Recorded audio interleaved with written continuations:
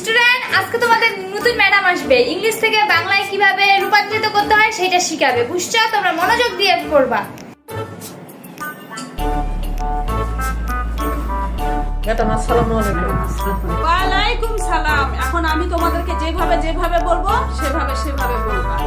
আচ্ছা আমার সাথে বলো তাহলে। ইউ ইউ মানে বাংলায় তুই তুই। মি মি মানে বাংলায় মুই মুই।